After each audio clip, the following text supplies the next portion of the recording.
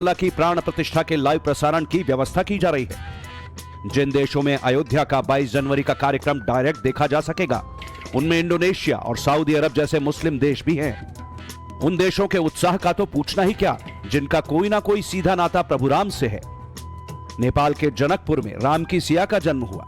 नेपाल के लोगों की ठसक तो बस इसी बात में है कि राम जी उनके दामाद थे।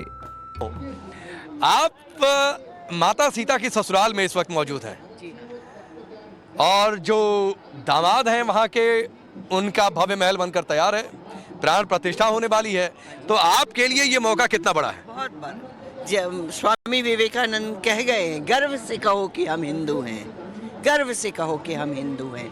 वही अंतरिक्ष में नारा गूंज रहा है, जय श्री राम राजा राम, और राम राज्य की स्थापना हो रही है। हमने अपने गुरु महाराज से, बर्फानी दादाजी से एक बार पूछा था करीब 20 साल पहले कि दादाजी भगवान श्री राम ने जानकी महल बनाया है और खुद मड़ई में क्यों है? तो दादाजी ने कहा कि मुन्नी, जब भगवान की इच्छा होगी, वो तो वनवासी हैं, जब उनकी इच्छा होगी वो। मैं वेस्टर्न पार्ट में बताना चाहता हूं, जो टर्की और इराक के बीच में एक कुर्दिस्तान का इलाका है, वहां एक सुमई प्रोविंस है जिसकी की गुफा में एक चित्र मिला है जिसमें एक भारतीय वेशभूषा में एक राजा खड़ा है और उसके सामने घुटने पे बैठे हुए एक बंदर इस ढंग से बैठे हुए हैं। भगवान राम और भगवान हनुमान है, ये कहने की कोई आवश्यकता नहीं है। जॉर्डन रिवर के वेस्ट बैंक के ऊपर बहुत बड़ा एक शहर है राम अल्लाह, तो अल्लाह समझ में आता, उसमें से राम कहां से आ गया, ये सोचने का विषय है। फ़राओं की डायनेस्टी जहां से शुरू होती है, जो इजिप्ट के सबसे बड़े राजा थे, जाके चेक कर लीजिएगा, उसमें पहले राजा का नाम RAMSES है, रामसेस। अब वो राम कहां से आ गया, ये विचार करने का विषय है। राम तो इतने व्यापक थे कि हम कह सकते हैं सिया राम मैं सब जग जानी। आज ही के दिन प्रधानमंत्री नरेंद्र मोदी ने जो प्रतिज्ञा ली थी, जो सपना देखा था, वो साकार होने जा रहा है। प्रधानमंत्री कन्याकुमारी से कश्मीर की यात्रा पर निकले थे और अयोध्या पहुंचे थे और इसी दौरान उन्होंने अयोध्या में प्रतिज्ञा ली थी कि वो तब अयोध्या वापस आएंगे जब यहां पर प्रभु श्री राम का भव्य मंदिर बनेगा।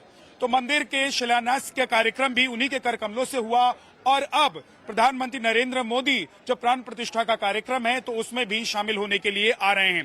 प्रधानमंत्री नरेंद्र मोदी अयोध्या में भगवान प्रभु श्री राम के भव्य मंदिर के प्राण प्रतिष्ठा कार्यक्रम में शामिल होंगे और आप देख रहे हैं कि अयोध्या में भक्तों की तादाद लगातार बढ़ती जा रही है। देखिए, आप रामायण को एक बार फिर से देखिए, फिर रिवाइंड करना चाहूंगा।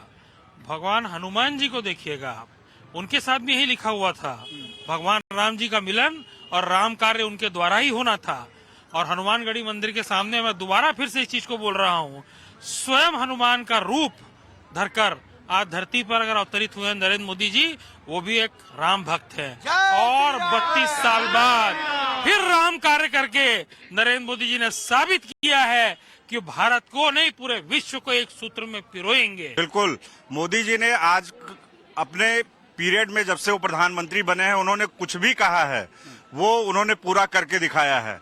और अयोध्या में राम मंदिर की स्थापना एक उसका जीता जाता उदाहरण है। पूरे विश्व का केंद्र बन रहा है, खाली भारत वर्ष का नहीं, पूरे विश्व का केंद्र बन रहा है और मोदी जी उसके ध्वजवाहक है, हम उनके साथ में हैं। बोले जय जय श्री राम। इसका लोह पुरुष है वही, अभी वर्तमान का लोह पुरुष है वो मोदी जी वर्तमान पुरुष है, लोह पुरुष है। एकदम सही संज्ञा। ऐसा क्यों लगता है आप लोगों को? नहीं, जो क्रियाकलाप है, जो जैसा देख रहे हैं, जैसा हो रहा है, उसके अनुकूल होते हैं। क्योंकि इसी के समय जो साल 50 साल में नहीं होता, वो 6 साल के 5 साल के अंदर हो जाता है। 22 जनवरी की रामलला की प्राण प्रतिष्ठा के 11 दिन पहले से नरेंद्र मोदी यम नियम का पालन कर रहे हैं ताकि प्राण प्रतिष्ठा के विधि विधान में कोई चूक ना हो। तो उधर ये ऐसा मौका है जो नरेंद्र मोदी की राम कूटनीति का गवाह भी बन सकता है। श्री राम जन्मभूमि तीर्थ क्षेत्र ट्रस्ट की ओर से 55 देशों के करीब 100 प्रमुख लोगों को रामलला के प्राण प्रतिष्ठा कार्यक्रम में आमंत्रित किया गया है। आमंत्रण पाने वालों में अन्य देशों के राजदूत और सांसद शामिल हैं। राम कूटनीति का मंत्र मॉरिशस जैसे देश का भी है।